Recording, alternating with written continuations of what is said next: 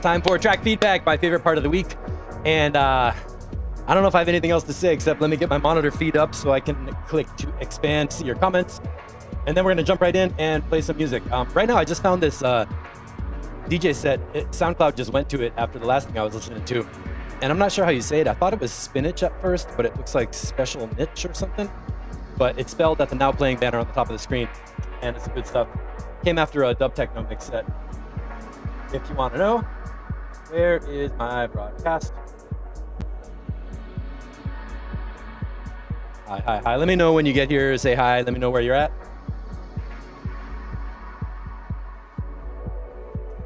There we go.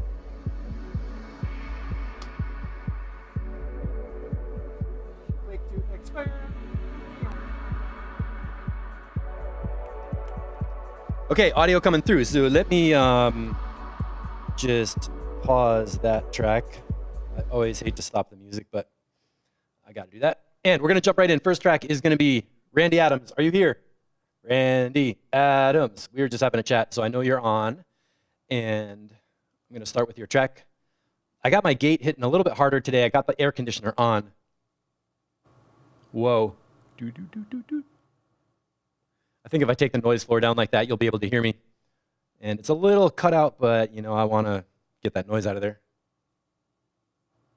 Okay, here we go. Randy Adams track.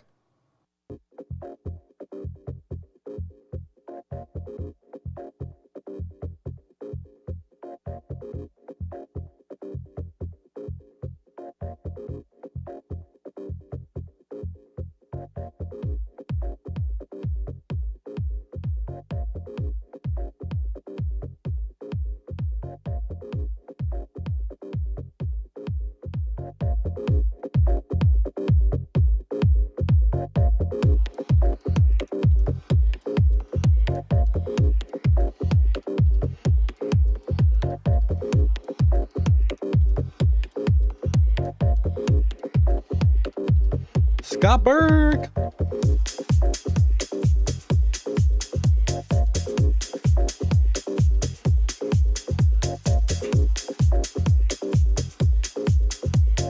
All right, so far low end feels good. Tracks coming in. Aha. Nice reverb on that little ping thing.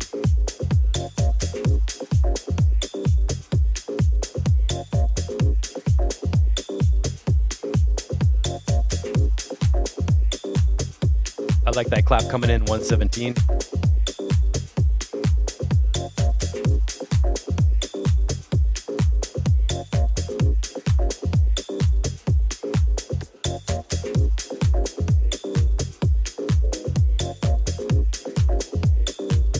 Was there something pitch shifting right there? Or chords going down? Do.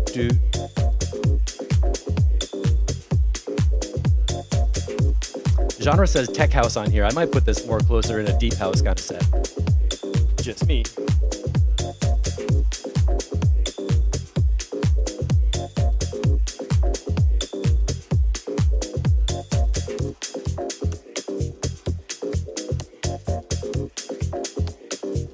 Okay, cut the hi-hats right here. 207, Randy Adams, cut the hi-hat. You could cut the hi-hats at that little break, around 2 minutes. Oh, we got Caesar, hey, cool. Because, okay, time for pause. I'm gonna go back to right before the 2 minute thing.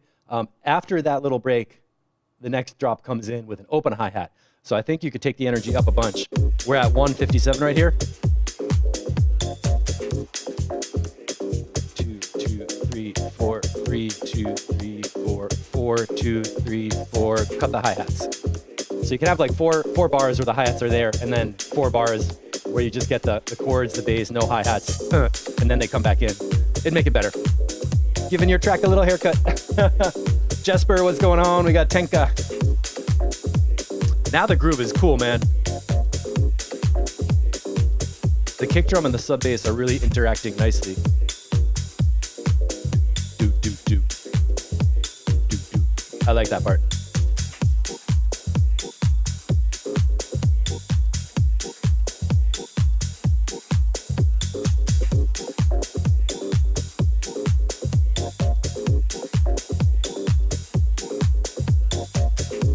I don't know, do you guys think there's some space for a melody line, a top line, higher frequency sound on top? It's nice and mellow and deep, you know? But you could add a little melodic thing like on the top line if you wanted to. I don't know.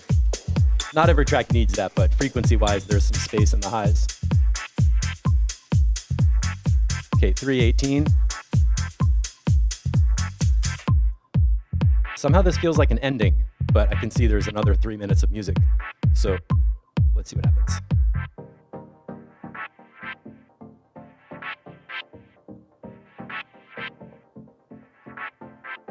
Yeah, a vocal, like a lead or a vocal or some chopped up little vocal words on top. But this feels kind of like a mix of two tracks, because that really felt like something came to an ending. Whoa. Time warp. Whoa, whoa. 350, okay.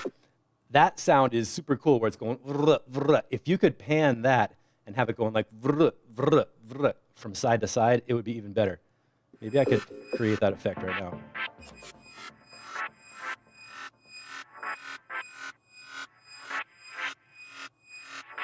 Something like that. That was kind of rough, but you know, really get your head moving.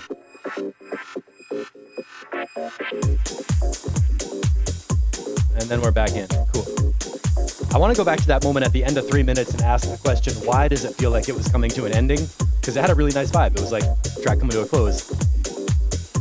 And now we're back into this part. And a little ride coming in. All right, that's all cool. Congas, it's time for some conga beats. Good work. I'm gonna skip ahead. Ooh. All right, make that vocal louder and bring it in way earlier. Oh my God, I forgot to update the name. I'm sorry.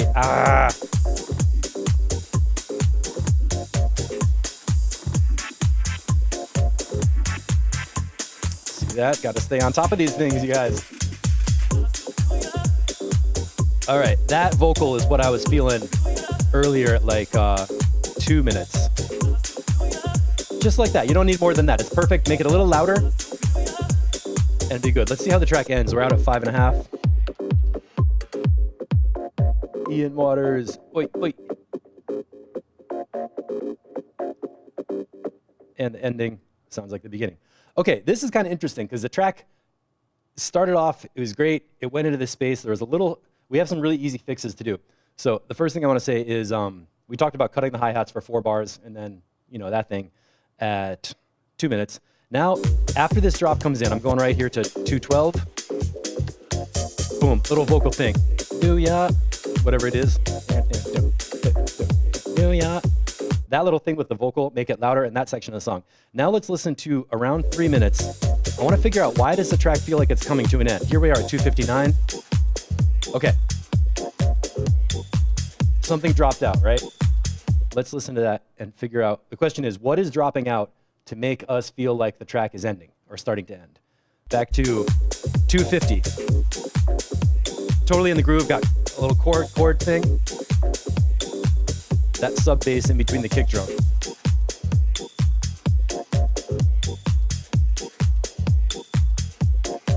The chord pattern changes to a simpler thing with less often. And then the chord drops out and a new synth comes in. And that new enter of a new sound makes it feel like a record's getting mixed in. I don't think that was in before that. Let me go back to the beginning. Skipping through.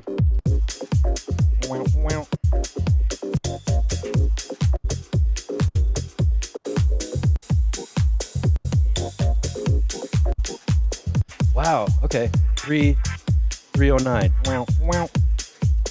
So here's how you make it sound like you're mixing in a new record. Number one, take your synth part, the chords that are like a rhythmic active part of the mid-range. We cut those and then introduced a new little melodic thing that was like, just cutting out that one harmonic part and introducing a new little upper part made it feel like it was the end of one record and a new record was coming in. It's really cool how that works. Those are the kind of signals where the first track was building down and there was like something new entering. But when you have a 6-minute track and it's not the end of the track, it can be a little confusing. So let's just keep going here. We're at like 320, 315. And it's like a drum beat without a lot of harmonic stuff. Piv clit, you're late. And then right here, that totally sounds like a build down to an ending. Kick drum, new sound, ready to mix into a new track. 331. Okay. So how do we get back to the main drop without feeling like we went across into a different song? This sound, don't introduce that at 312. Like introduce it in this breakdown so we don't hear it until a little bit later. And then this chord pattern is coming back. And then we're back into 4-minute main drop part. So what I would do to change this is actually you could probably cut out a little bit. Let me turn this down because I don't want to glitch out when I'm skipping. So 308 until 328, that 20 seconds where it's like parts are disappearing and we're emptying out down to this breakdown at 330, you could probably cut that out. Like it might be 32 bars if it's almost a minute, or maybe 16 bars. You could probably cut out that chunk and just get to the breakdown section sooner so we don't get the feeling like the track is coming to a close. I think that would help. Then this thing is really cool. The sound design right here is great. So sound design is awesome.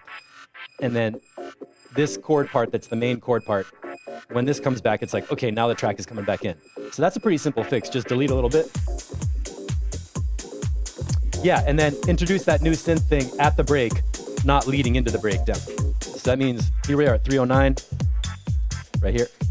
That little thing, just cut this section at 315 so we don't hear that new little sound until we're in the breakdown. And then it's gonna be really cool because we've got the track come in, nice deep groove.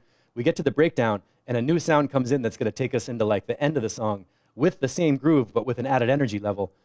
And then also we talked about having that little vocal sample thing in sooner. 5 minutes right here. Now, that sound. So bring that little vocal in earlier, turn it up louder. Man, this is a good track. We were like, it was a bunch of things that need to change and they all have a pretty big effect. So when you change them, it's gonna be great. Jesper, hey, I don't wanna have a ton of messages, so please play this track. Yes, I got your link. Don't ping any more messages, please. I got a ton of links from people that pasted them in the feedback comments area. And I'm gonna play through those because people posted them and we're gonna keep going, but I'll get to your track. So next up we got Randy Adams. Give me a yes if you understand the comments and if you know what to do. That should be pretty direct edits. I hope that gets done soon for Monday. And now DJ Waters, Not of This World. What do we got? 8-minute track. That means I get to drink some coffee.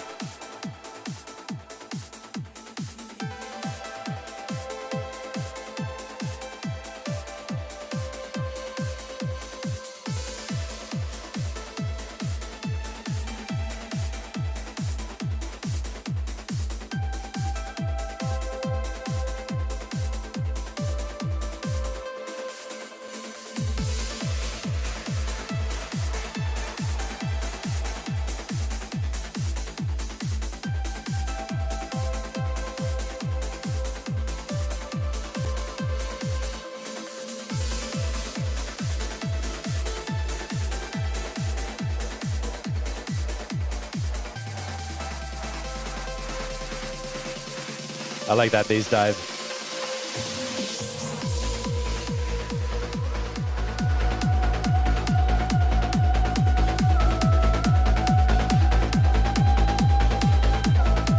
Okay, that was me raising the volume. Sorry about that.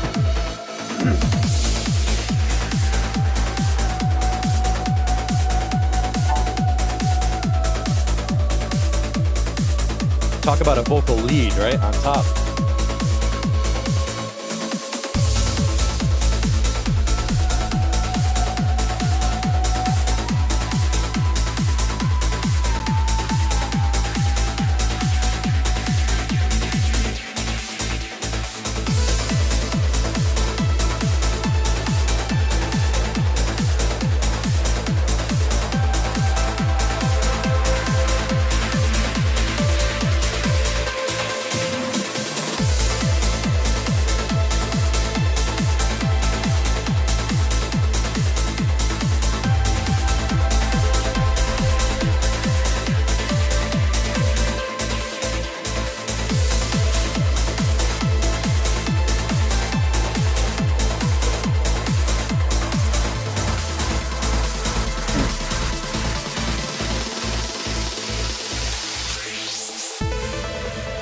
and into the breakdown. So far, so good. Sounding great.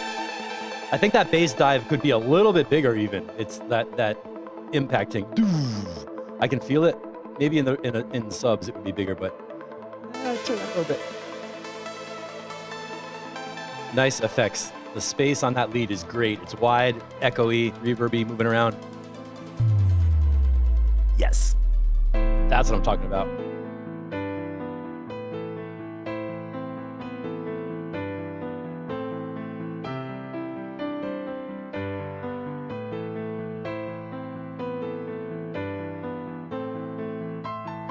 Nice piano timing. It's really locked in.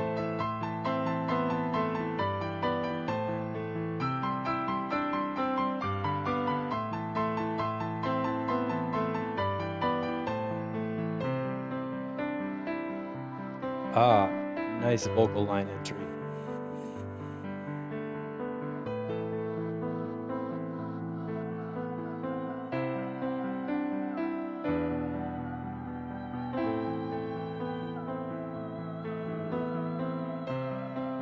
This is gonna make me crash my boat into the island.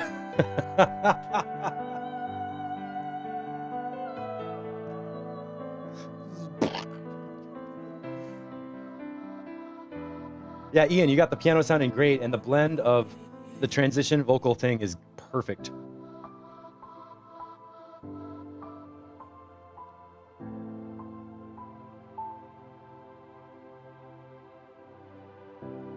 Wow, man. Pretty solid.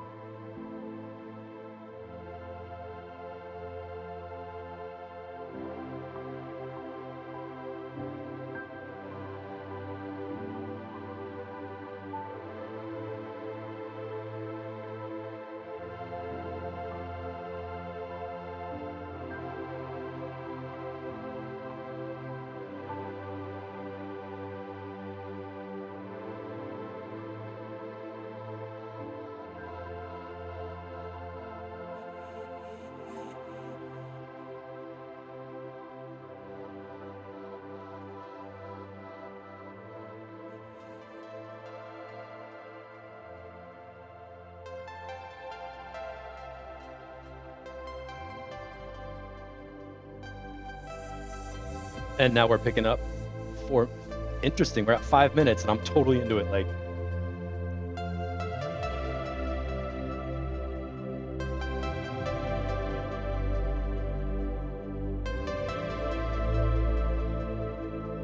so Ian, I'm wondering what level of mixing and mastering are you at with this? Have you been doing anything on the master channel to like compress or limit anything? And the reason I'm asking is because in the empty space, the bass sounds are really big. But when the kick drum is in and all the layers are in, it feels like the bass isn't as deep, you know, which could sometimes happen if you're compressing the master channel and just feeding a lot of pressure into it.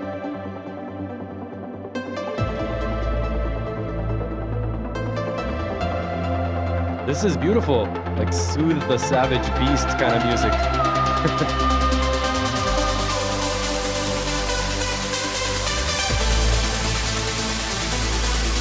Okay, those highs might be a little bit much.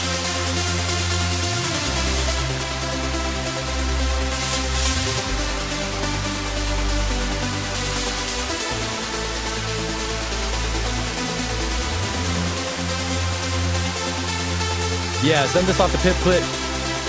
He'll take care of it.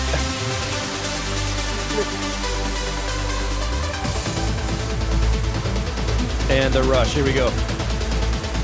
Roller coaster going up.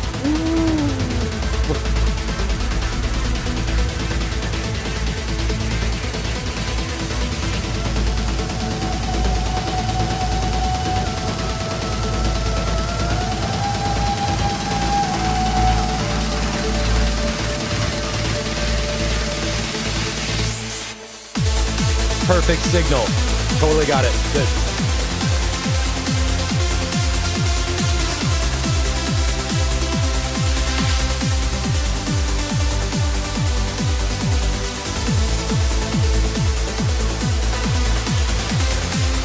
Yeah, I was pulling down the highs a little bit. They're a little bit too much. I would love an open hi-hat coming in right here.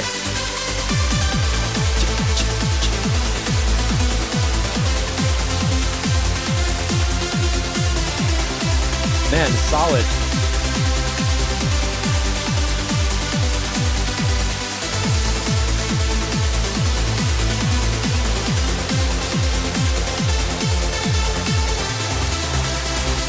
Okay, 736, that's where...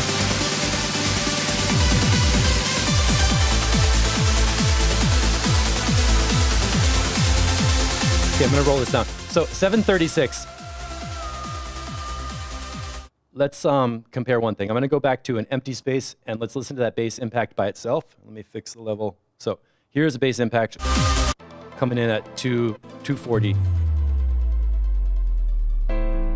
Okay. All right, I felt that all the way down. It was like, woo, like very like crisp. And that is gonna get muted. Sorry, everybody, not taking chats for 1 hour. Love ya. Okay, so we just heard that bass drop go down in an empty section where there was nothing else stacking up the master channel. Now let's go back out to the end over by like 7 or 8 and catch that bass drop again. Did you hear that one? It's at 808, funnily enough. Does that sound the same?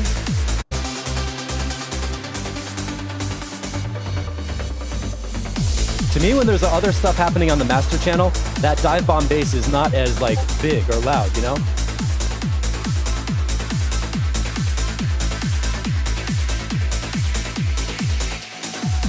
And now we're at 823, let's just let this one ride out. Ian, great track, man. It really, really hangs together. I'm gonna pull down the master level.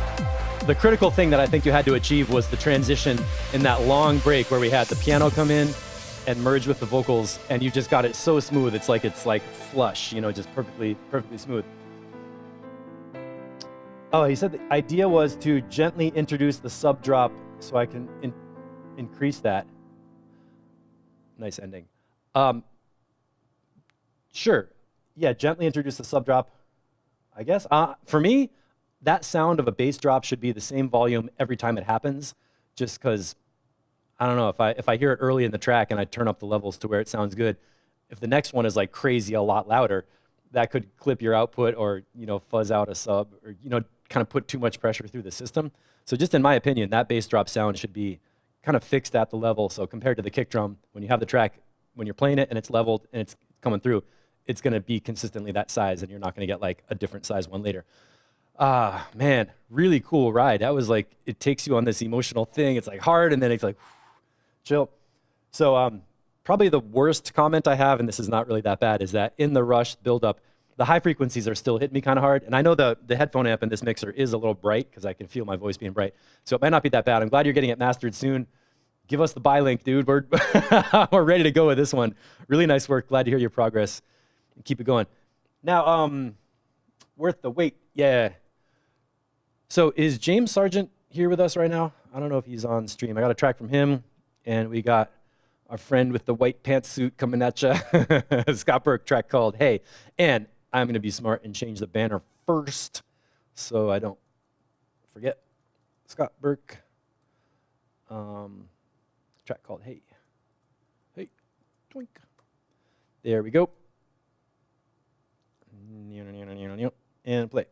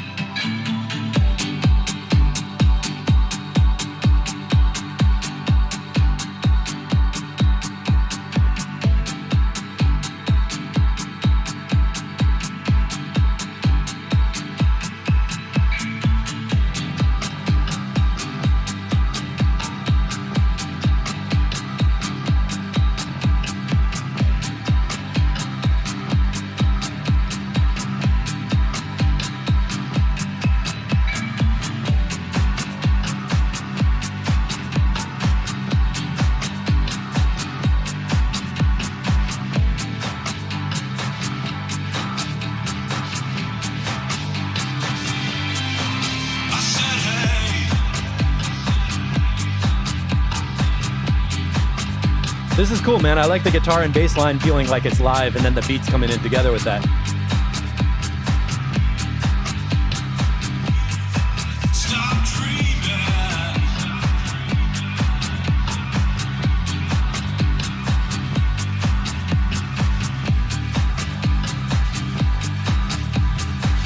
Rise are coming in.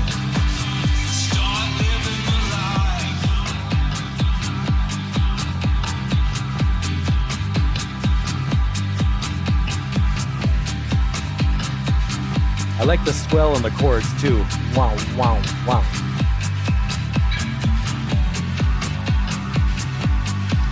Hold on a second. Minute 45. Did you strum the strings above the nut on the headstock right there? Ah. Yeah, it does. It feels like a live band. This reminds me of like good vocal presentation.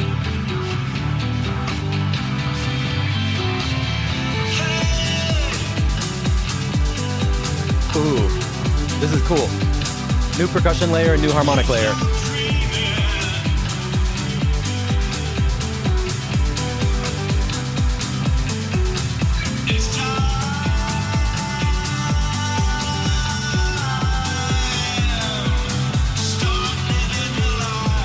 Ed Yard, you gotta post your track under the track feedback post, you know, like it's pinned to the top of the group, and give other people comments.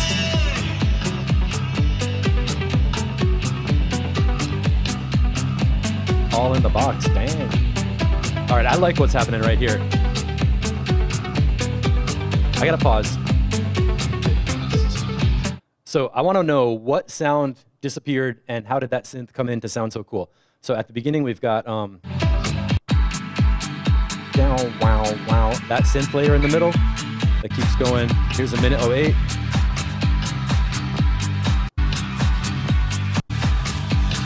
Okay, so that synth in the middle is like wow, wow, doing that rhythmic pulse.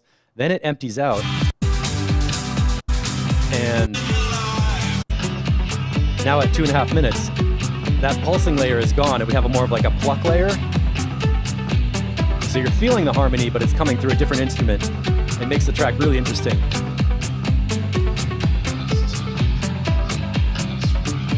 Yeah, that's it. All right. I don't want to talk. I hate talking over tracks. I have a question about the bass line. I think the bass instrument would be great if it was a little brighter. If you could possibly, I don't know if you have a way to EQ from like 2.5K, you know, like 1.5 up to 3. That region of the bass guitar is going to have a nice brightness. It'll get like the attack of the pick and kind of the metallic part of the string. It's like, so that you could hear exactly what notes are coming in. And even if there's a little bit of fret buzz or something, all that kind of like high metal clacky part of the fretboard and the bass guitar instrument. If there's a way you can pull that out, put like a wide EQ and bring it up at like 2.5K and see if the bass guitar comes out brighter. You don't need more sub bass, so you don't need more like dubby kind of stuff on the bottom, but the brightness I think would just be really cool right here.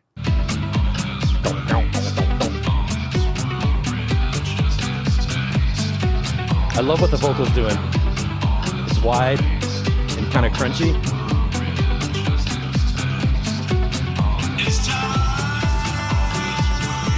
I don't care if you boost at 15 dB, man. Fucking jacket.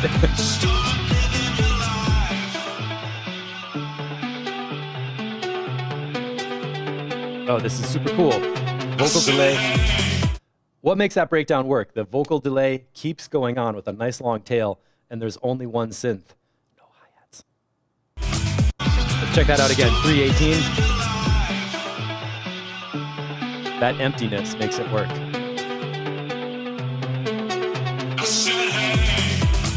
Where's my cymbal crash, bro? Come on.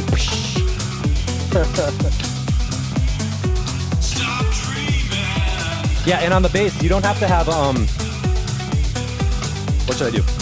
On the bass EQ, you don't have to have a high shelf EQ, because anything above 4K or 5K, you don't need that, like, wispy stuff. You know, you could have, like, you could even have a low-pass filter with a crazy resonant bump at 2.5K or something. Tom Bassline, hey, welcome to the crew. I like the message too, start living your life. Bam, people need to hear that. At any point in time. That bass is so good. The bass line down underneath.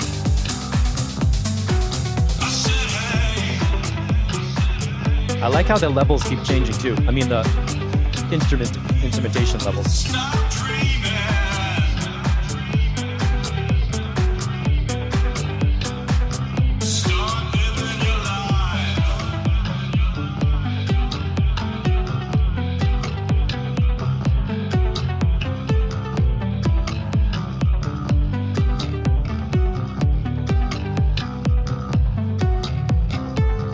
I love it. We get that whole bass right there.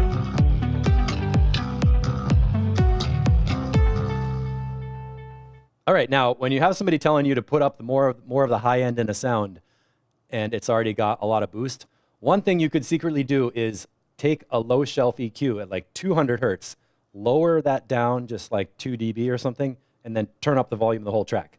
And believe it or not, that's not going to make it less bassy. It's just going to bring out more of the high end and keep the low end pressure right at the same level. And that's kind of a passive EQ trick where you're not like completely morphing the sound or whatever. You just sort of shape the low end lower and put the whole volume of that channel up louder. And that's a way you can get more of the high end without distorting the proportions of like what's coming at you. Pivclit, try a little bit of saturation instead of going nuts on the EQ perhaps. Yeah, if you want to get really into it, you could multi-band, like split the bass line into 2 ranges, process the low end like a super heavy dub bass, like club electronic music bass instead of rock guitar bass, and then take the high end and crunch it out a little bit. That would definitely accomplish the same thing in a different way. Bass is Monarch. Oh, James Sargent, good. We got your track on deck next. So Scott, let me know if that feedback is helpful. I like this track so much. It's really cool that compositionally the layers keep coming out and going, because it's not like a verse chorus track, like it's not like predictable format. It feels like electronic music. James, is that the track you want me to play? I think I got one from the track feedback post. Let me know. And I want to flip through this and do the 30-second check, right? We're just going to go through minute by minute and listen to how many layers are in and what layers we're hearing, because this is the kind of track where it's basically one long groove, but Scott creates motion and kind of events by disappearing some layers and bringing in new layers. Okay, new version, got it, James. Here we go. I'm going to go from the beginning.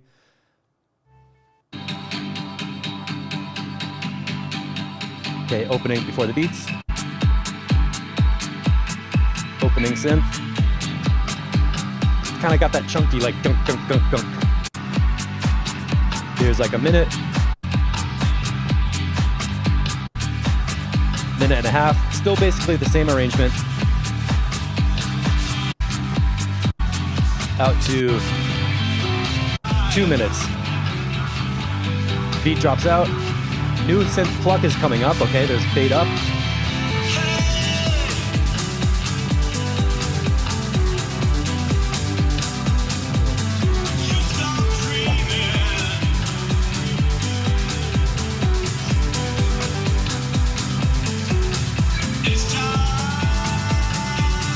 And then that was like 8 bars of the 2 synths and layered together. And we get into the part at 2.5 minutes where the opening synth is going to drop out. Clean break, that opening synth drops out, and we're left with the pluck. So what's cool is the pluck synth has been fading up for a while and merging underneath to really cement those 2 sections. Oftentimes we hear tracks that feel like they're 2 different pieces of music connected in a live set jam. And like with Randy Adams, it was like the change was a little too dramatic, and we kind of felt like the second part of the track, it felt like the first track ended and the second part was another mix. A way to avoid that is keep your opening synth parts or harmonic things or whatever, keep them going, fade up the new one underneath it so they get like welded together. And then when you drop out the opening one, you'll be left with this big clean section where you're like, same song, same harmony, I feel it, hear it, but it's coming at me in a new way. And it accomplishes that same thing of having like build-ups, peaks, and drops, or verse and chorus and whatever. But you do it by kind of blending layers and oozing into a new song section while keeping the vocals and the beat continuous. Pretty interesting kind of style. So here we are, 2:39. I'm gonna just keep going through. 3 minutes. Create a breakdown with an echo and one of the synths and cut the beat. Really simple, cut the beat, bring it back in. 3:27, I would recommend a crash cymbal right on there. And does that opening synth ever come back? I don't think so.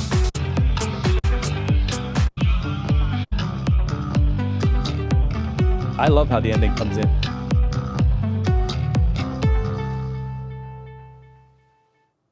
Great, man. Yeah. So we had just a couple of simple layers blended together really well, and that crunchy guitar feel gave it extra fun. You know how guitar is like junk, junk, junk, junk, junk. It's like that 8th note rhythm, like junk and 2 and 1. That really worked. So Scott says, nope, that synth is only for the intro. You know what? You could cut that a little bit sooner, like around 2 minutes at the part where the new plucks are fading in. You could fade down that opening synth a little bit sooner, but it's not a problem the way it is. So it seems to be working pretty good. All right, now for our super moderator, James Sargent, AKA Dimutech.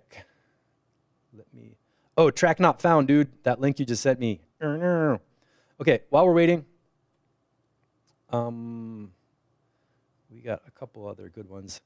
I have the first rough version that I could play, but I'll wait a second. Let's go to Jesper. So Tenka, this is an interesting track. He sent me in the note that it's the first new piece of music he's made since recovering from a bunch of crazy limitations. We've heard a lot of his tracks that were like 8 or 9 years old, and we were like, oh my God, play this at a festival. Oh, Caesar's here. Yeah, can you get, all right, let's see. I'm going to play Jesper's track while I just grab these links, and then James and Caesar, yes, definitely. Keep the flow going. And is that a long intro? That is a long intro. Okay.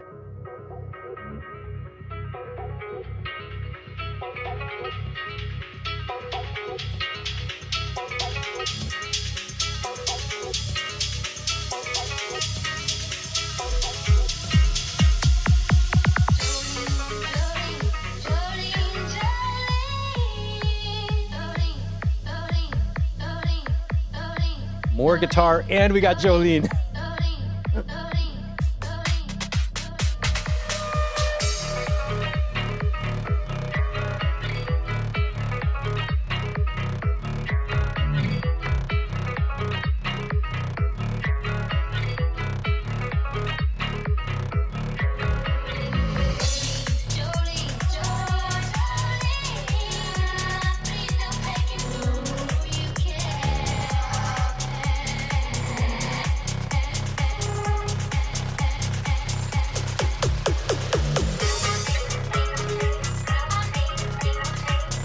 I think the low end could be a little bigger.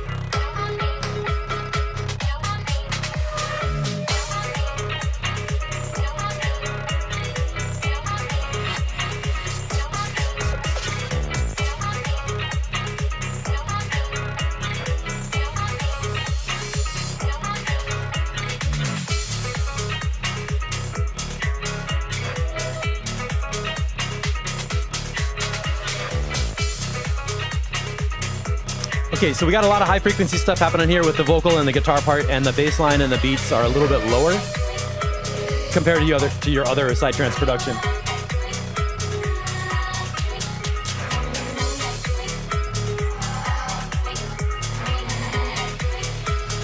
Yeah, you get the subs from the Function one for sure.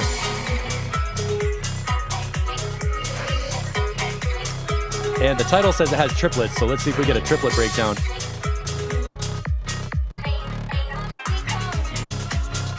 Skipping out to 4 minutes. Awesome, low pass filter, open it up.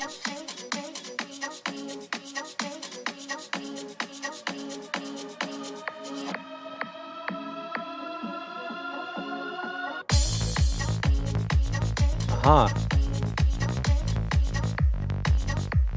Bassline notes feel a little weird.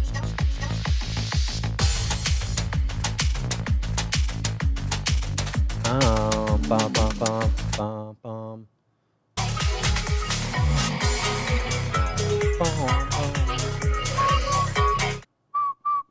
That's the note I'm getting for the bass line so far.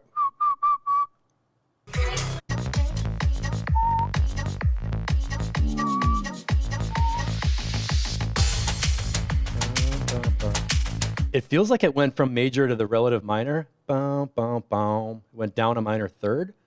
I got to tell you, I'm not feeling the bass line notes when it goes to triplets. That's changing too many like huge things at the same time. Like if you go from a straight beat or 4/4 to a triple meter, that's cool. That's awesome. That's fun.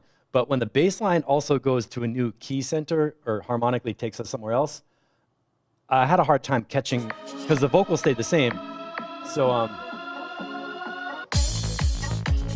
let me let it play and see if the bass line is going to resolve. It feels unresolved, like the bass line went somewhere. And I don't think you need to do that. You can keep the bass on the same notes it was on before, and just changing the rhythm is going to make it really fun. The groove is awesome, though. I can hear your production with all the layers. It's not quite as developed as some of your earlier tracks, but if you spend some more time on it, that'll come together and add in those like little glitch breaks and reverse kick drum hits and stuff that makes it fun.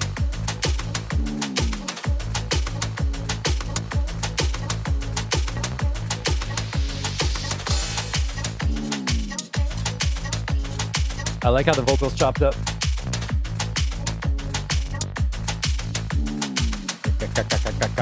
Good rhythm. Rhythmically, it's awesome. Harmonically, that bass line is giving me a problem. Nice riser. Dolly Parton, give it to me. Okay, then we're back. Is that the same bass?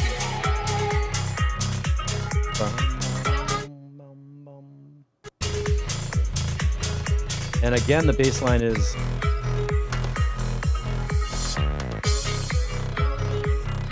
All right, the number one thing I think you can do is just get the bass line playing the same notes all the way through the track. Jolene.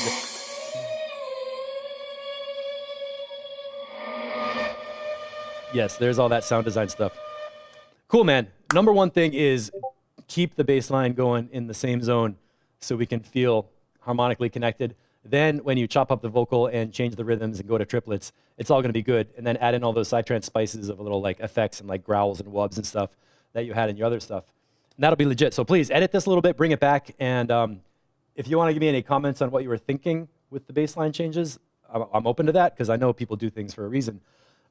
You said you were producing in headphones, so maybe it didn't sound the same way, so how I'm hearing it. Crazy club music from Monterey, yeah. But cool, thanks for posting that. It's a big progress to come from whatever was in the past and relearn how to produce music with what you're doing.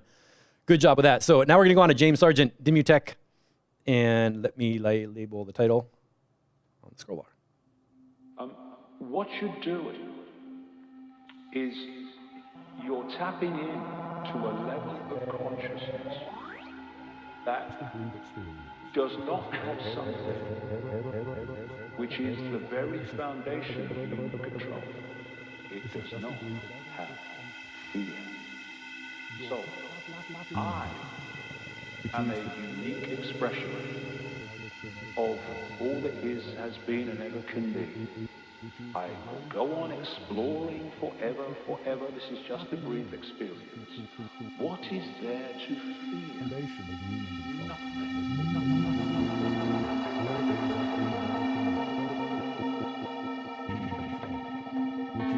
This is a really cool intro, man.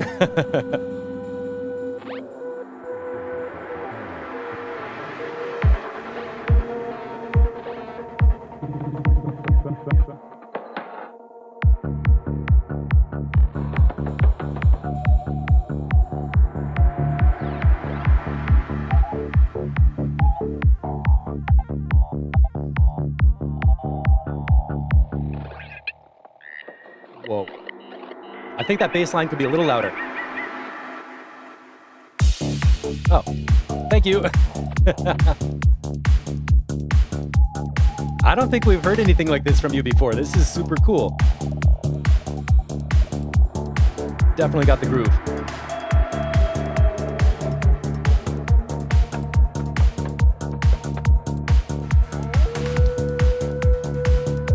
That sounded like a wolf. Ow.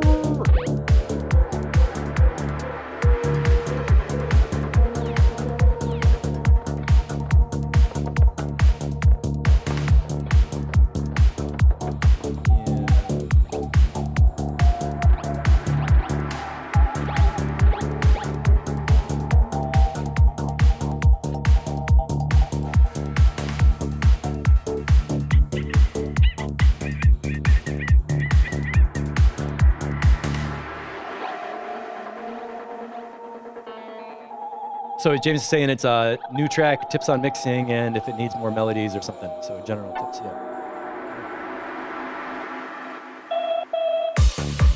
Good structure. It's flowing so far. That's good.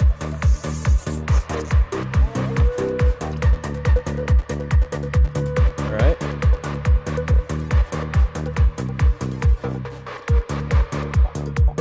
Right here at 247, you could use a new hi-hat layer or percussion layer, like something like that.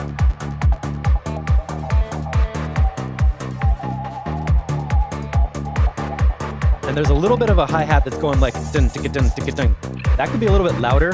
So rhythmically, we could use like a shiny, bright, high-frequency rhythm layer. And rhythmically, okay, so the kick and bass line are doing that cool thing of like boom, boom, boom, where the kicks are down and the bass line's up. So boom, boom, boom, it makes you pogo or whatever. Last hippie standing morning prog. That's another way to say it. But everything, rhythmically, the percussion layer is also a lot of like downbeat stuff, like tick, tick, tick, tick. And what I want to hear is when I say like a bright, shiny, high frequency drum layer, I'm going to rewind a little bit. I want to hear some beats that emphasize the upbeat. So some closed hi-hats. Like a real bright closed hi-hat right there. And then get that snack, like smacking kind of hand clap or crack. Snare coming in. And that'll totally take it over the top when you drop the beat in. I like that synth, that chicka chicka chicka, like that little clicky kind of thing. That's really good.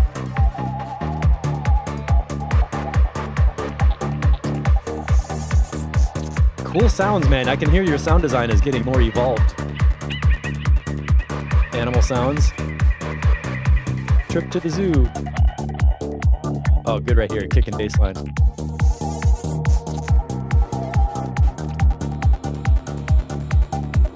Did you go to the jungle or something? And when you lose fear, you do what you know to be right, without asking the question, which is fear asking the question. Okay, before the drop, one thing I would like to change right here is going into this little section. I'm at 339 right here. I'm gonna go back to the beats right before this vocal breakdown. Let's hear how we get into this breakdown. 318.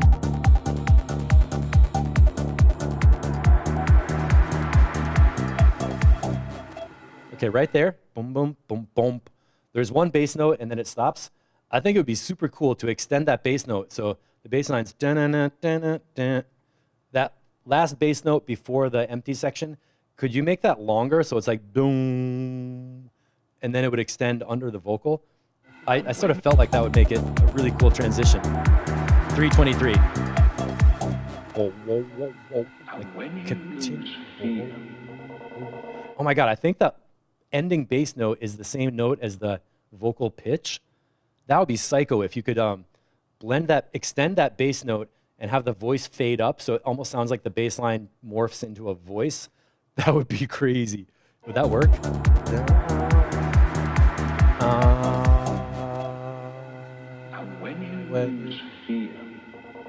Try to morph that bass line note into the voice. That would be really cool.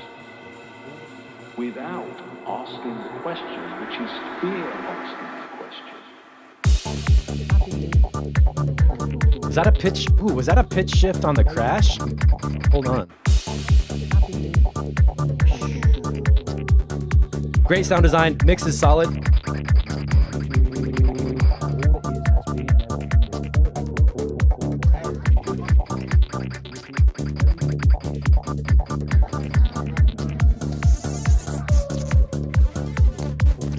Yeah, this is really good for an early track or early version. Oh, you pitched down the voice to fit the bass line. Good move. There we go with that snare. Okay, 4 minutes. Bring that snare in a whole bunch earlier and... Okay, right at 420 when the snare has that double hit that goes doom, doom, don't do that every 8 bars. Make it like every 16 or something, because that little like snare is it's cool, but it shouldn't happen all the time. Aileen, hey, what's up?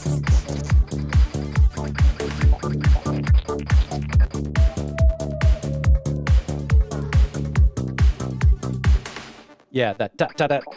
Make those half as often, so it's you get a longer chunk of like being in the groove before that little turnaround thing. This little shit at the end.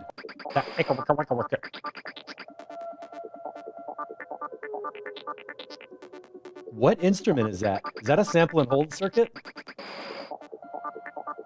Oh, Tom Baseline with the Suomi. Is that Finland? This little ticky stuff, I could listen to this like just while I'm around the house, like washing dishes. Cool track, man. So biggest notes are rhythmically around, let me rewind a little bit, 229. Around at the 2.5 minute mark, bring in some closed hi-hats and the hand clap sound or the snare sound. So we get that, you know, really, really bright, crisp highs on the percussion layers. And if you could morph that bass line note at 4 minutes into that one, just extend the bass line note basically so it crosses over into the vocal thing. That would be a great effect. I just want to, I'm imagining it's going to sound cool. I don't know if I'm right, but. Oh, it's the elves talking, the DM. Yeah, right. That could be very true. And the sound design is really interesting. There's tons of stereo width. We got the centered focused bass. Maybe the bass line could come up a little bit louder and maybe have the kick and the bass. I like to put my kick drum and sub bass into drum bus sometimes and just really get it smacking. And then you can change the transient control to get the attack on it and make it like really fun. It's kind of a quick and dirty way to make your low end like poof, and you could easily overdo it. So don't overdo it, but try the drum bus plugin on your kick and your sub bass notes and see if that makes it jump out a little bit more. And then bring it back next week. I would love to hear a little more progress on this one. Drum bus is great on bass, yeah. Okay, Caesar, we got a techno track from Sesk. Update my who's playing.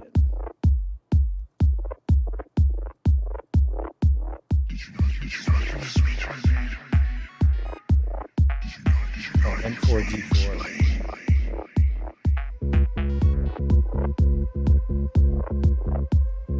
This looks like all numbers in the name, but good, you're welcome for the tips. I love what you're just doing in that new track. It's a totally cool direction to go in. More stereo action, more...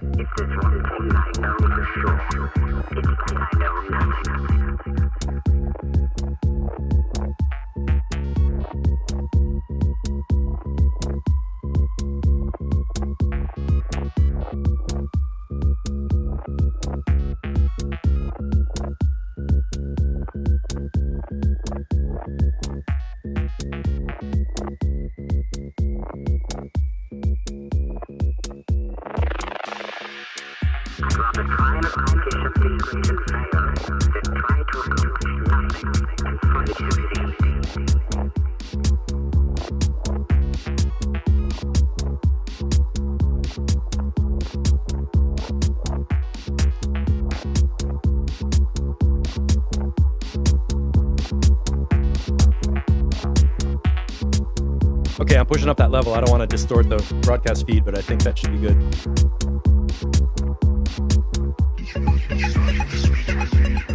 This feels a little bit slower than your tracks usually.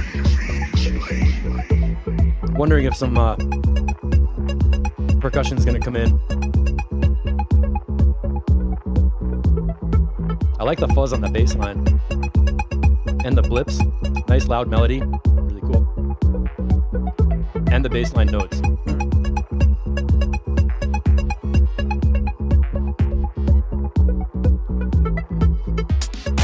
There we go.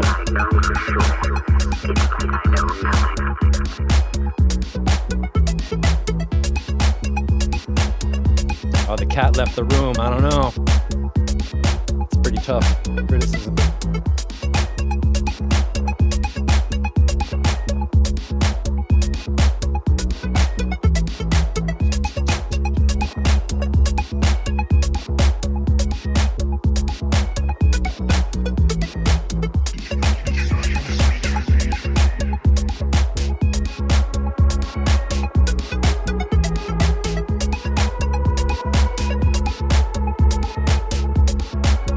Very atmospheric now. that slow line.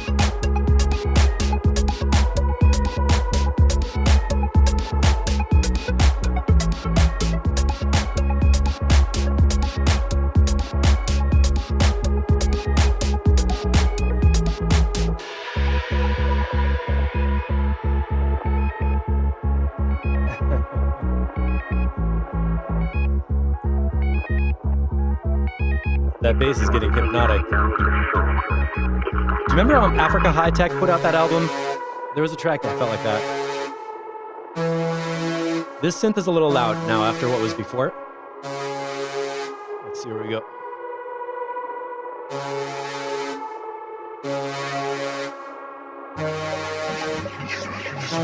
Yeah, that lead synth is kind of blowing out the atmospheric feel. So I would take that synth down. Just the volume.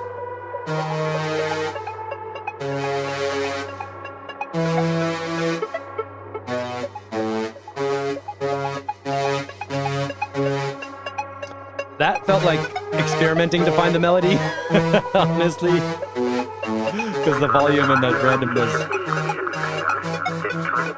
All right, now we're going somewhere. Ooh. Now that shit is cool. All right, I gotta stop right here. This is good, where it arrived at that pulsing, buzzy, loud thing on top. That ended up at a really cool spot when the beats came in. But it honestly did sound like somebody was kind of experimenting to find the right notes for the melody, which I do all the time when I'm playing. I'll record like a 7-minute keyboard thing where I'm like, tick, tick, tick, tick, trying to figure it out. Jesper and Scott are saying, this is very cool, this is very cool. I think I just got outvoted. Here we go. 409.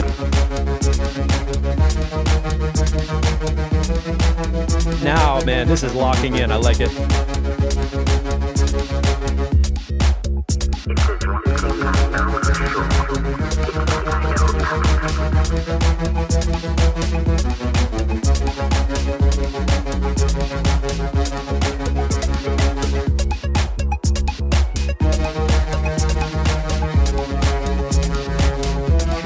It's a little surprising when it cuts out, though.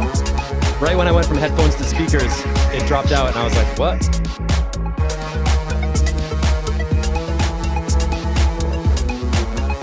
Look at me, oh my God, I'm getting sweaty.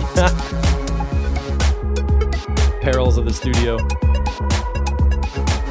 Okay, that lead pulsing thing that locks in is super cool. It should be continuous, so when it comes in, it stays in on top of the groove. There was a little moment at 4:18, and then it comes back in. It didn't make sense to me why it dropped out.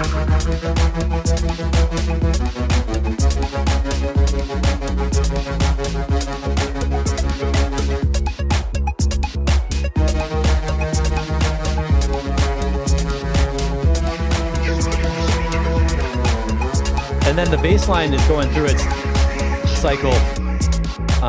If you could have that synth melody loop at the same point the bass line loops, because the bass line has 3 notes, so dun dun dun bum bum bum bum bum bum.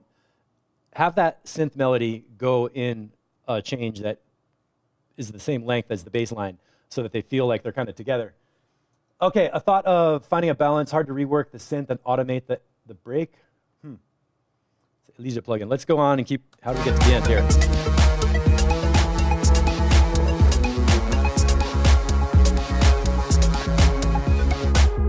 Yeah, get those 2 locked in as MIDI clips and it'll work a lot better. I'm gonna skip out 5.5 minutes.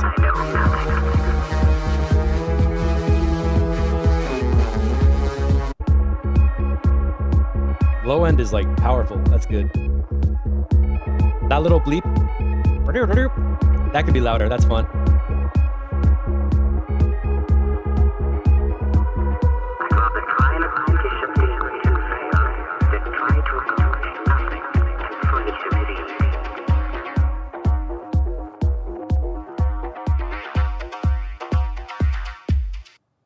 And you dropped us off a cliff without a proper ending, but that doesn't matter. I know where you're going with the ending. So, all right, cool. The beginning of the track was empty for a long time, and then when that synth came in, it was really cool. Out at time spot was at 4:09 right here. This is my favorite part of the track. So if we could get that synth part coming in maybe sooner in the song and have it just enter doing that cool thing. The part in the breakdown when you had the synth first arrive, we're at 3:30. And remember I was like, whoa, that's way too loud. And then the notes were confusing. I would cut those notes out because they're not really making it a lot better. Arp Deli, hi, I see you pinging. I'm not gonna take private message links because we got a bunch of links to get through today. So put it in the track feedback, give some other people comments, and then you get reviews. That's pretty much the way it works. And the track is super cool. It's big and empty and kind of growling, like the fuzz on the bass is cool. The groove is cool. And the pings, the bleeps, I liked a lot. I just want to review the very end again. There was a little sound that came in. That little, that could be louder. I can't really understand what the vocal sample is saying. It sort of doesn't matter, but I'm kind of curious.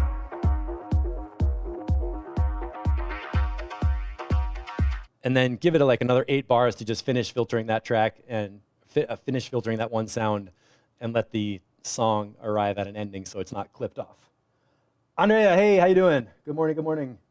Oh my God, we got Yirka too. Dude, Ultrafino, that album you put out was beautiful. I wish I could download it because it's on vinyl and I would love to have a copy. All right, cool. I think that's enough notes for Cesc RL. And if you're watching and you had a track in the feedback comments already, let me know. I don't want to skip anybody, but I do want to play the tracks from people who have been commenting and supporting. We're going to go with Oliver Specht Thursday. He's always doing some beautiful mixes.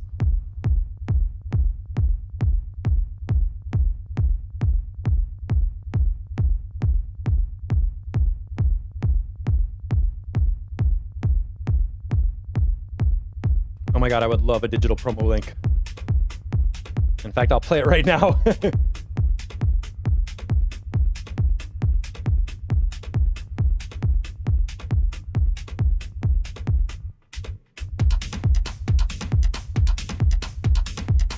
That is a perfect example of what percussion layers can do when they come in on top of the low end. Chicka chicka, they give it that extra fast thing.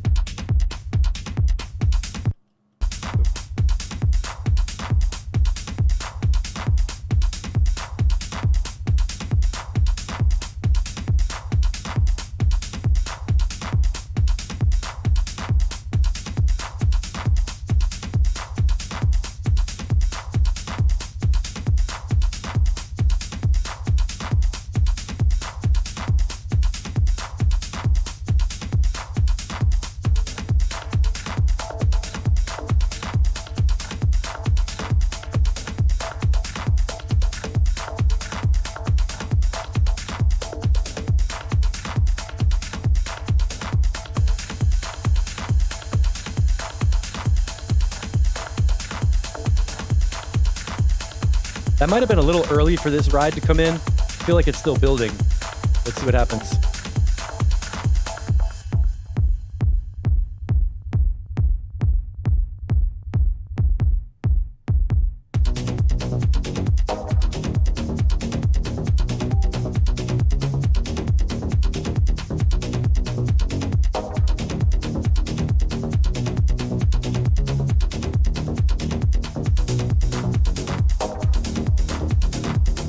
That's that little pluck that we loved last week. Makes the whole track.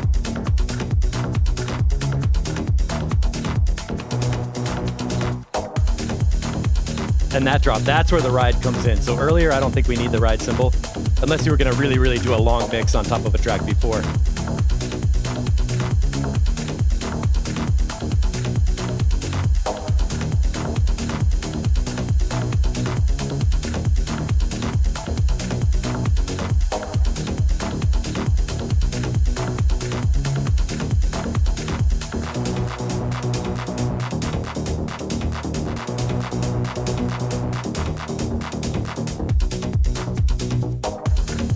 I love that drop.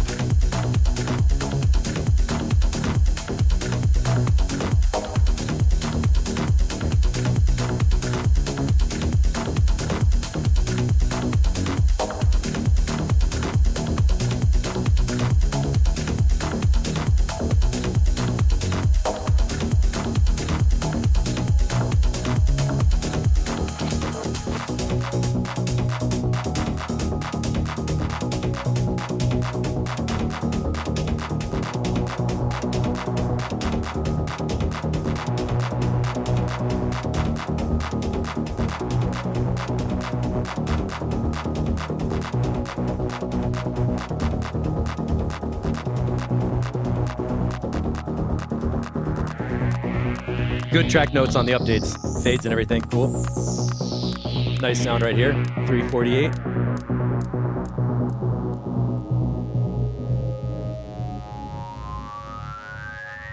That's great sound.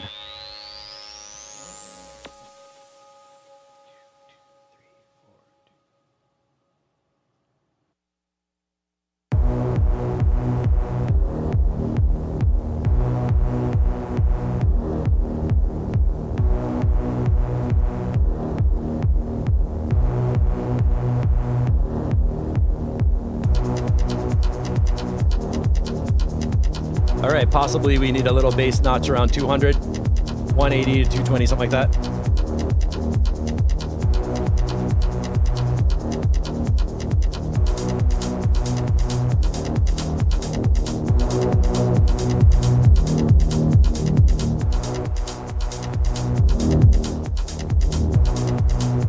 Maybe around there, I'm not sure. This isn't the most accurate EQ, but oh, that part, 451. And I gotta tell you, this is a 7-minute track right here. That little pop where there's the gap in the kick drum, cha, boom, and it comes in. I think you could get to that part after this build down. So let me see, where exactly was that? 449. Oh, that's so good.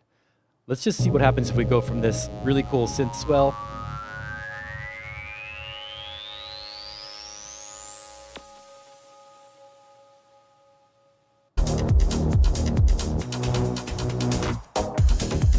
Could that work? Can I get that tighter? Synth build down.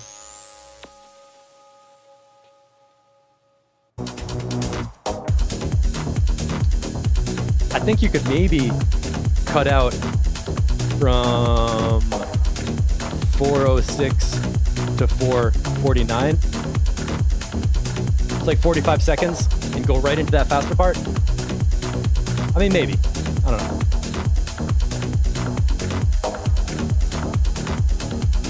Yeah, that one.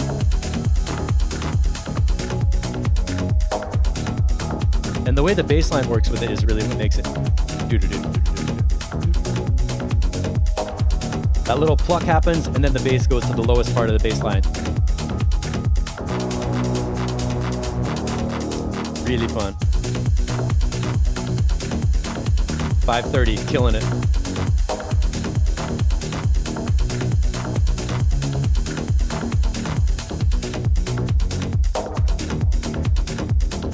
Yeah, I think you could afford to take out a few, half a minute after that fade down part.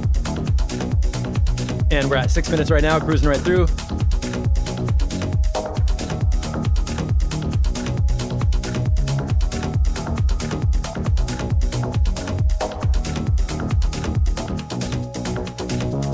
I'm eating ice cubes up here. Oh, cool. That pluck, and then we go into the end.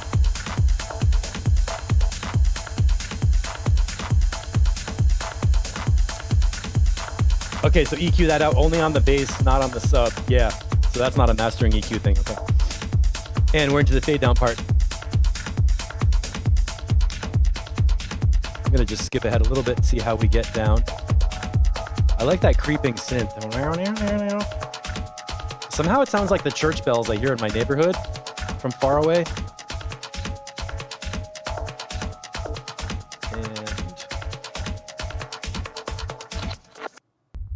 Tight little ending. Cool. Opening kick, bass rumble, good stuff. 38 seconds. That clacky percussion, really good.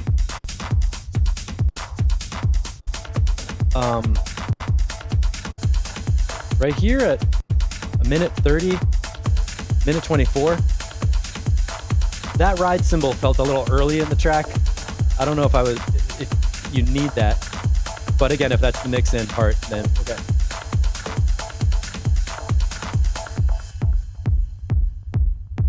Awesome rumble.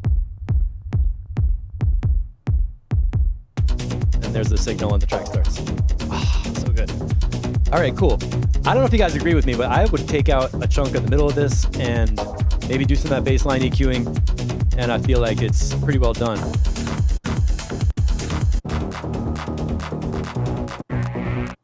The fade down. Right into 451. I might try that. Oliver's tracks always sound so clean and good. They're like almost always done. You guys are talking about bass rig. Okay, so I believe we had a Todd Mavis track in here, and then we're gonna do Ultrafino and Todd Mavis. Get ready for some rock and roll, y'all. We're shifting grooves. Bloodlust Vengeance. I gotta say it like that, I'm sorry. Todd Mavis, they're gonna update the scrolling title. I love that suggestion about putting the name of the track we're hearing, because that really makes it a lot easier to watch. Now playing Todd Mavis. Twink. And here we go.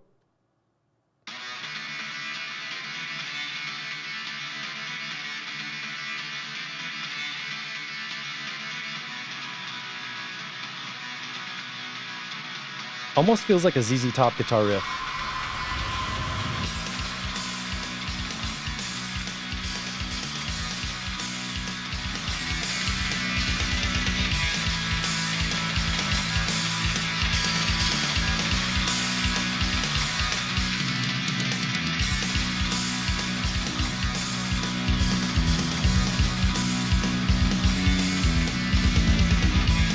That's what I'm feeling, is some big low end. Whoa. I just took down the mids a little bit, took down the highs, and raised up the whole bottom.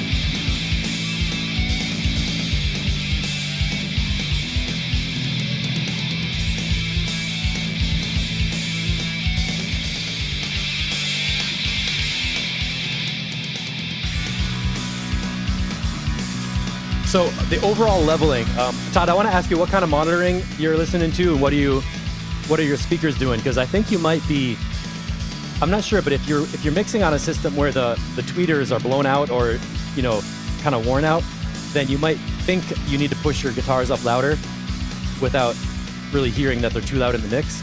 And basically, this just feels like a live show where the guitarist is so loud on stage that you can't even hear the drums or the bass guitar, or if the bass guitarist has a smaller amp or something like that. So I just literally turned up the bass EQ. I would take the mix, put the bass guitar up, the kick drum up, make sure it has plenty of bottom to support that scratchy guitar. You're doing the right thing with the guitars spread wide, positioned EQ to be like grab you. It's like if you're standing in front of a Vox amp and the amp is like super directional and it's hitting right at you in the audience. People are looking for some more compression on the drums. Bass is a little bit louder than the drum kit.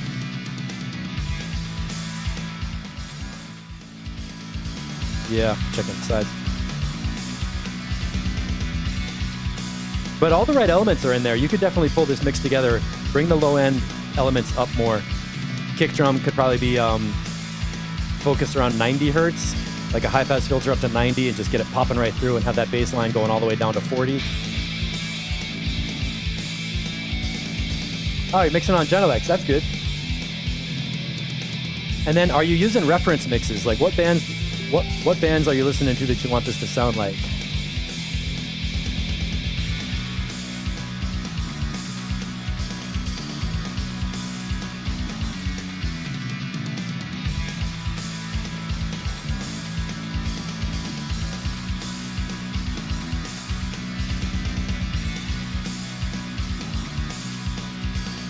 Dream Theater, Steve Vai, Joe Satriani. Yeah, those are the guitar gods, definitely.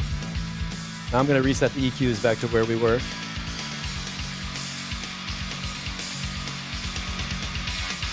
It's bright. I mean, it's definitely a bright mix. And you're killing it on the instruments. There we go. Yeah, it's just a little too bright. The crash cymbals and the guitars together are so out front, and then the bass guitar and everything. I mean, since it's kind of like a noodly kind of song, there's no competition in the low end. You could just jack the bass and the kick drum, and they can totally hold down that thumpy bottom. And if people are playing it on car speakers, they just don't hear the bottom. It doesn't matter.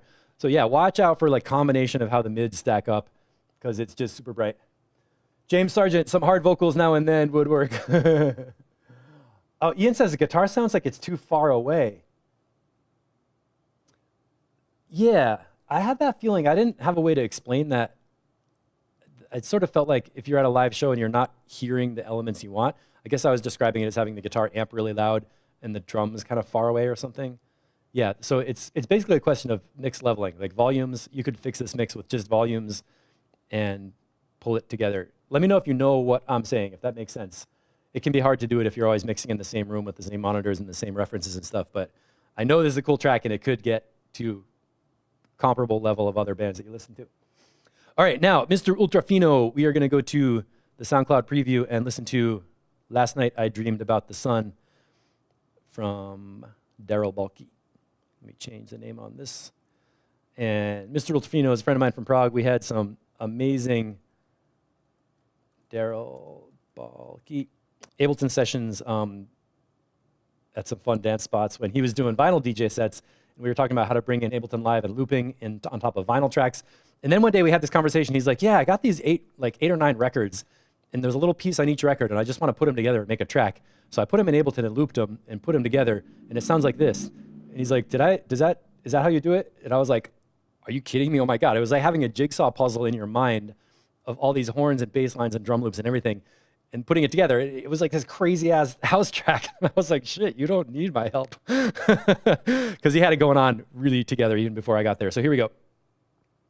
New release. Kids are always asking for money. Oh my God, are you kidding me? Greenlight is a debit card. I just hit a SoundCloud ad. Yay. Okay, real quick, we're gonna go to screen share time. Sorry, after that big dramatic intro, now we hit a freaking ad. If you are new here and you wanna get some fun stuff to play with, go to the Mixotexture members site. It's courses.mixotexture.com. And you can see right in the top left corner, there's a little thing called free presets, where you click the green button, sign up here, put in your email address. This will get you on the Mixotexture members site and subscribers list, so you can get emails and updates about new things like more free presets. You can click in and download really cool effects racks, instruments, drum racks, mix tools, stuff to help you make your production better. So when you hear me saying things like, EQ this channel, or this needs compression or something like that, there are effects racks in here that I build with the macro knobs connected to the right parameters that do those operations. So you don't have to know how to dig into every plugin and operate every single little thing. I build these racks where you got the macro knobs that just kind of walk you through it. I literally make them so if you go through the macro knobs from 1 to 8, it'll take you through a workflow of doing the stuff on the sounds for that channel strip or effect or whatever it is. And these are totally free. You click the green button and it'll get you in there. And also, by the way, that gives you the opportunity to get members discounts on all the other courses and other fun stuff. And we're just right now building a new membership package where the free level is going to get better, believe it or not. There's going to be a paid membership where you get even better feedback, genre-specific feedback. We're going to be in Discord doing more video meetings and really fun stuff with access to people who are doing mix engineering, mastering, publishing tracks on record labels. We're taking everything up a level starting just in a week in the beginning of September. And we're even going to have a third level, which is going to be like the Access Everything, where you can basically get into every single course on the site for one monthly price. And then you do the courses one at a time. I help you figure out which one you need, and you get feedback on your music, and the whole thing works together. Aileen, build your own bass traps. Let me know how this looks to you. If you want, you get a member's discount on this one. I'm happy to send you a coupon code and talk about the tools and everything you need to build your own bass traps, like the ones you see around me in the room behind me, that really help your room sound better so you can hear what the music is doing and then make better mixes that are so good they make people's clothes explode and they're just standing there naked and beholding the music. That's what happens in my imagination. What happens in your imagination? All right, now SoundCloud ads should be done. Sorry about that, but it is kind of fun. Daryl Balky, back to the beginning.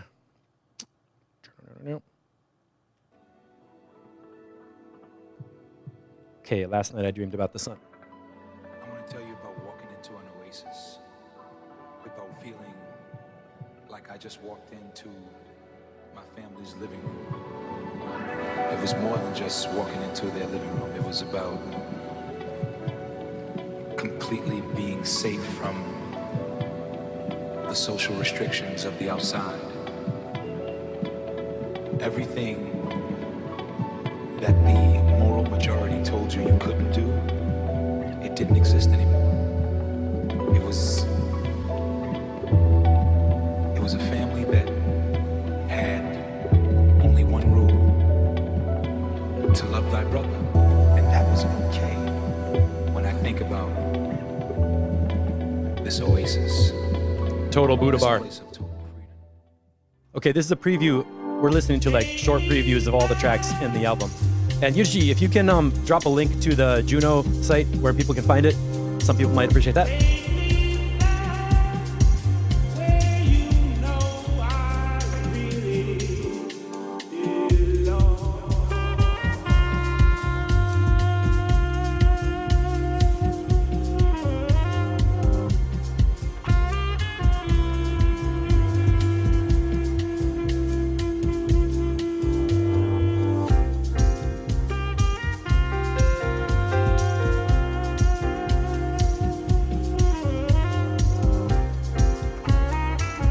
Who is that playing sax on there?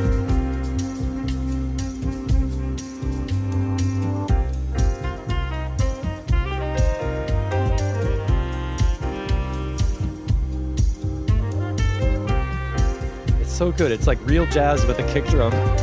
Like real music. All right, fade it out. Going into track 3. I think it's like a 4-track with intro.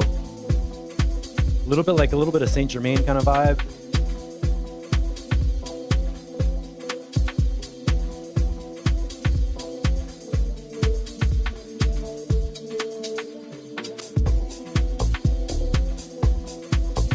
This is beautiful production.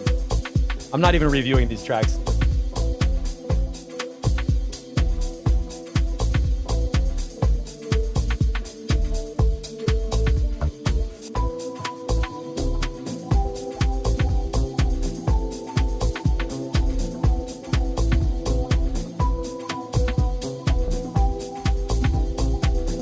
Putting the other Facebook contact name in there so people can find the person to find the music. Such a nice touch on the mix. It's kind of warm and buttery.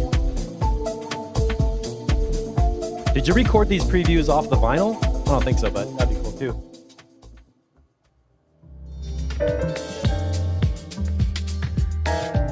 All right.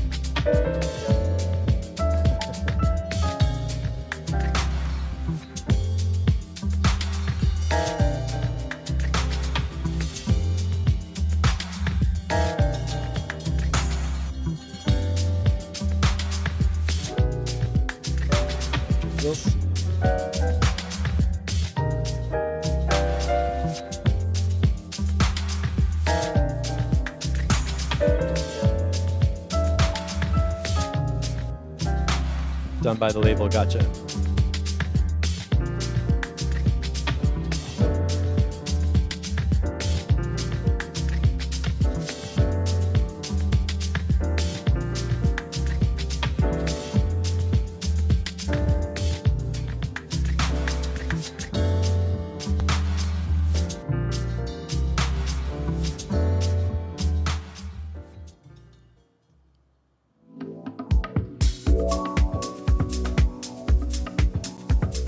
This reminds me of roller skating, kind of disco vibes.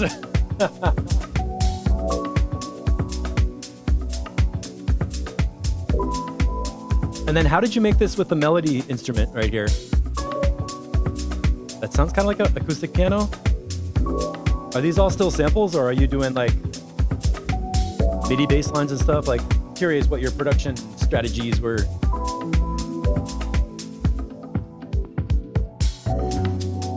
Great breaks.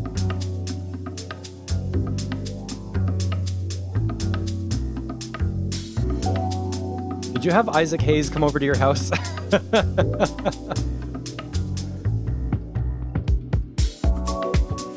So smooth.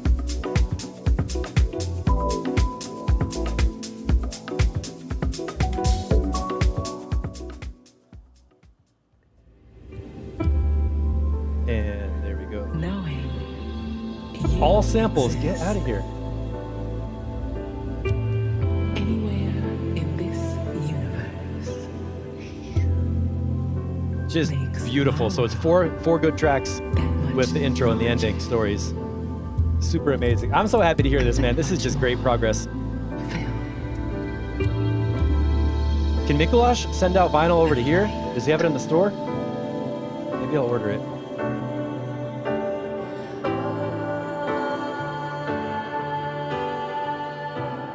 And we're gonna fade it out into Martin Mindbender. Get ready. Ooh, stop. Okay. Great, man.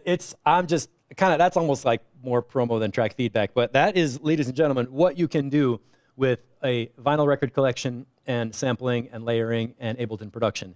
It's crazy. That to me sounds like somebody put together a band and recorded it and presented it with electronic style production. It's just so cool. It's I don't know if people are in here are crate digging and collecting tracks and everything. That's definitely a skill to assemble pieces in your mind and then layer them in to make music that sounds like the people playing the music, if you know what I'm saying. Todd Mavis, you're welcome. Wish I could figure this out. Just put the bass line up louder, put the kick drum up louder, start with that, and then pull a little bit of the high frequency stuff down, Todd Mavis, and it'll make more sense. And also take breaks more often to compare other music as references while you're doing your production.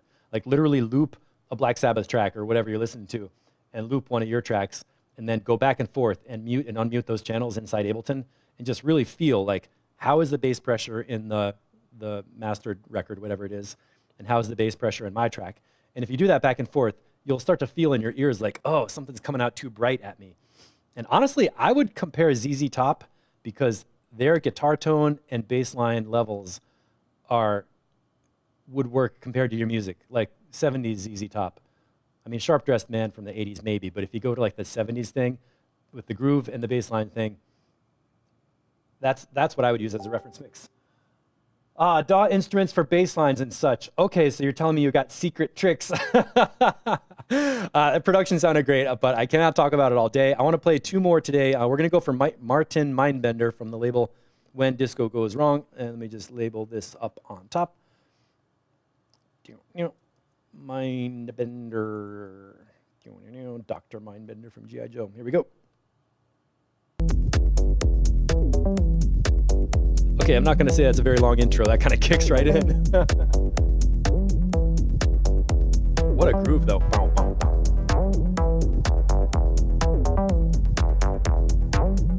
Instantly, I'm just loving this. Oh, there's the link. Everybody click into this and just preview, man. Woof.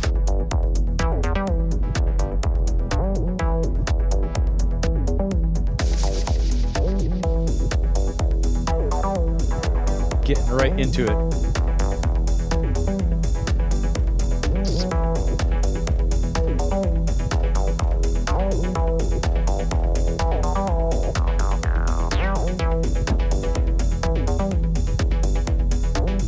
Yeah.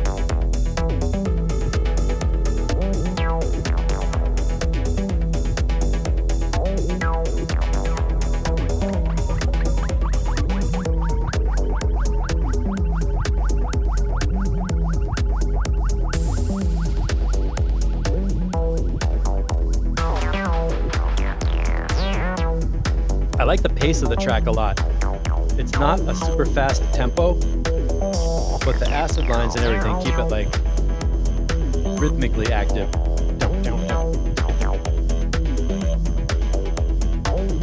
Yo man, we need a download button on this, Martin.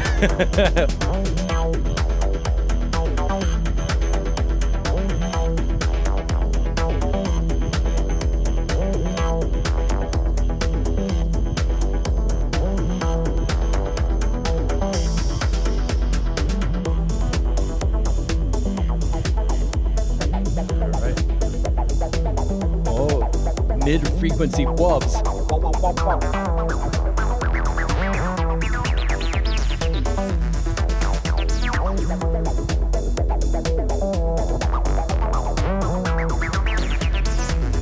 Yeah, like Rebirth. I got a comment for back at a minute. Ooh, a build-up. Ooh. Huh. I was just gonna say something about cutting out the kick drum, but then he did it, so.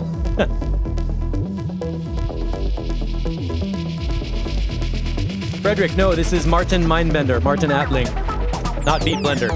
We should tell Wout that somebody thought so.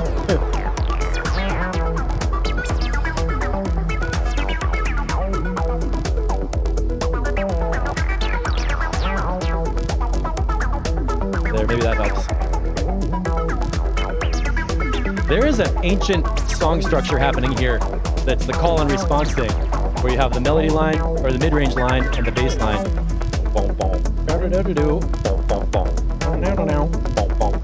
And they're like talking to each other.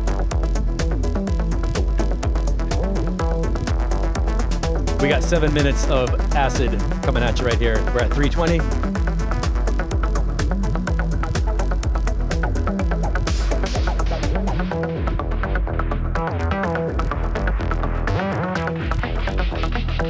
Okay, coming to a build-up. I would love to hear this live, right? Can you imagine? Snare drum could be louder. Yeah. Let me just go back 335. This little snare drum rush could be a little louder.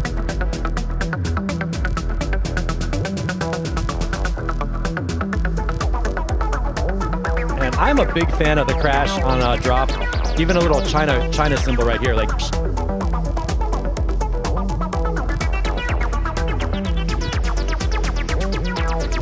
I might just let this whole play through. If anybody has any questions, type them in right now. We're gonna wrap it up pretty soon. It's been about an hour and a half. Thank you for hanging out with us on Saturday. This is such fun for me. I love seeing everybody every week. And seriously, we're starting a new membership that's gonna be on Discord, where we're gonna have a free level. I want everybody in there. We're gonna hang out and talk and share all kinds of tips and tricks and plugins and everything. But we're also gonna go a layer deeper with genre-specific feedback with a paid membership where you actually get super precise, helpful feedback on your music every week and support to take it all the way through finishing, mixing, mastering, publishing, getting it out on some labels, because that's what we're here for. So look forward to more news on that next week. Thank you to everybody who is helping out. Ian Waters, the drop needed more presence around 2 minutes and 40. Yeah, I was feeling that, like when the little snare drums are building up, something to make it more of like impactful drop. Yeah. Ian, did the cat come back in the room for the acid, or no? Or do you how many cats are in the room now? There's like a parade of cats coming in. This is such a great groove, man. It's something like kind of peaceful about it too. It's like deep, like you could just be in it, and it's energetic at the same time, which is a really nice blend for a late night. Did I turn this down? I did. Bad DJ. Turn that shit up.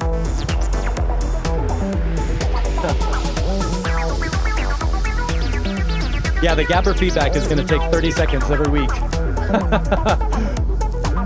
Caesar, thank you. You're welcome. Oh, Ian Waters. Ian, drop a link for your radio show. Ian's doing some really cool radio shows. And is it Sugar Radio tonight, or is it... Just drop a link in here and let us know, because I want to promote your show. Tell people where they can hear some of the music that you're doing.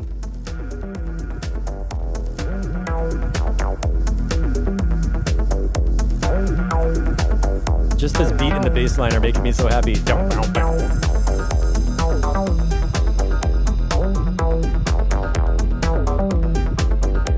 I'm feeling some good compression on that kick drum too. Do you feel it has like a bite on it? Like put. There we go. Trans Radio on UK. Cool. Trans Radio UK tonight. What time? What time? What time? Or how long from right now?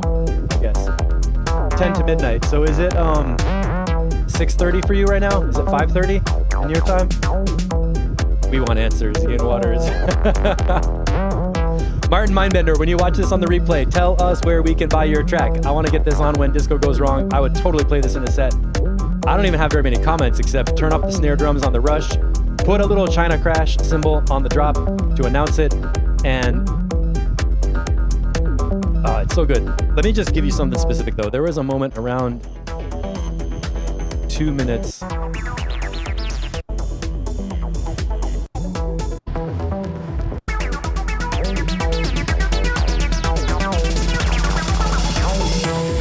Okay, that was great. Going into that drop at 219, let's just analyze what happened to make that build up really work. There was a snare drum rush, a filter tweak on the synth.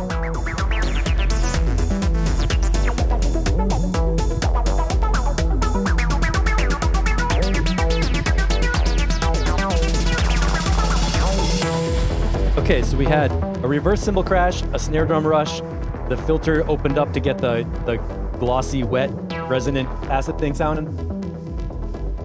And that combination of things made a great build-up. I think there was one atmospheric sound that got louder too.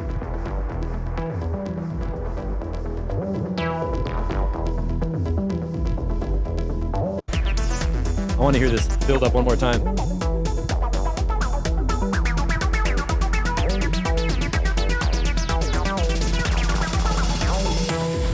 I think that atmospheric pad swelled up in volume too. That one. So combined attack for making build-ups or making, build-ups basically. Everybody, I think this is universal. Everybody should layer up more than one technique for doing a build-up. So if it's a white noise riser, don't use it by itself because it sounds kind of like you just pasted on. White noise risers, reverse cymbal crashes, going snare drum taps going da da da da da da da da da. Doubling up the kick drum bump is a great idea. Boom boom boom boom. Doing a reverse kick drum bump can work. And my favorite thing to recommend is taking one of the sounds that we already hear in the groove and tweaking it to make it into a build-up. Classic one is have a low-pass filter on the sound that you open up as you approach the build-up.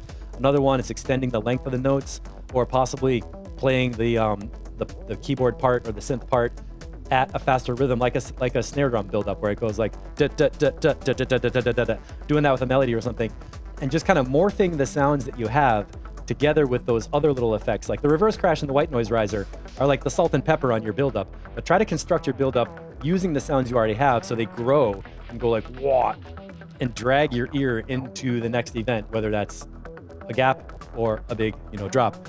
And then on the drop have a high frequency element to throw it over the top. 343.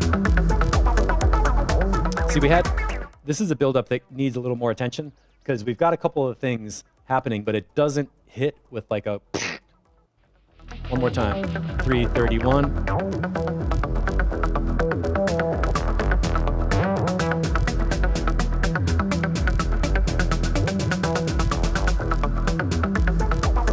Yeah, that kick drum comes back in, and then we're in the groove. I mean, I'm with the track. I'm not getting lost. But you could do a couple more things to make that impact hit harder, like tweak the acid filter synth, do the reverse crash again. It's okay to be predictable at that point. We heard it once, just want to hear it again. Same thing, it'll make the drop better. Oh, look at all the conversations going on. Vinyl only, might be a digital release. Yep. Ian Waters. So, that is, where'd that link go? Trans Radio UK tonight at 10 p.m. and it's 5:30 right now, so that's in about 4 hours if I can count. Thanks everybody for watching our track feedback. I love doing this on Saturday. I'm gonna put up some more questions in the group about things like what day is good for feedback. If we add another feedback stream, should it be Friday, Sunday, 2 of them on Saturday? Do we want to have different live videos for all the genre specific feedback? Or should we have, do you like having track feedback where we actually hear all the different genres? I know for genre specific feedback, we're going to do the writing notes in different threads so that people can easily find their genre, get feedback from people in that genre. That should be organized. But in the live videos, I don't know, I enjoy hearing different music from all different types. But if we wanted to have like a crew of the house people and the techno people and the liquid drum and bass people all doing separate video feedbacks, we could do that. We can also create more of the small working groups where the monthly people are doing their own video streams with feedback in their little production unit, like the drum and bass people just having a group meeting on video or something and coming back like, here's our tracks. I don't know, there's options. Discord makes it really cool that we can do these things. And I'll just follow up next week with more of how it's getting into shape. Anybody, any last questions? Nope, I'm sweating my balls off up here, so I'm gonna go sweat outside and actually go for a bike ride, get some fresh air. I ate all my ice cubes. It's the bitter end. Thank you so much for hanging out, everybody. And at the very last thing, remember to go to courses.mixitexture.com, get some free presets, sign up, get yourself on the Mixitexture mailing list because we're not going to be on Facebook forever. I want to be in touch with you. I don't want you to get lost. So getting on the mailing list is the best place to find out where we are doing other things in the world. Yes, the Facebook group is staying open. I'm going to keep doing track feedback in there every Monday. That's a big public open place. And then the people who want to go deeper and get better feedback and more precise stuff and who are committed to actually working on their tracks and making tons of progress faster, that's going to be the the Discord membership thing. All right, getting some feedback in there. Yeah, good to see you too, Yurka. Thanks for being awesome. I wish we could meet at the beer garden right now. It's a perfect kind of day for it. But hurry up before it's full. Only allowed to have 5,000 friends. All right, everybody. I'm wrapping it up for now. I'll be in touch on you know where to find me.